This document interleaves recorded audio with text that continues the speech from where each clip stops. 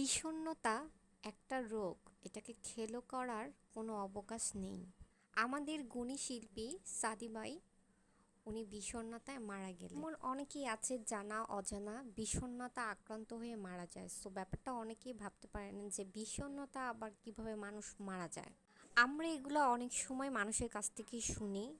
আমরা অনেকেই এই রোগ সম্বন্ধে জানি না, ইভেন এটার ভয়াবহতাও জানি না। মানসিকভাবে আপনি কেমন ফিল করছেন এটা ভীষণ ভীষণ গুরুত্বপূর্ণ। আপনার আশেপাশে মানুষ যদি বুঝতে ব্যর্থ হয় তাহলে আপনি এটা কাউন্সেলিং করাতে পারেন। 2024 সালে কাউন্সেলিংকে কখনোই পাগলের ডাক্তারের সাথে আবার তুলনা করবেন না।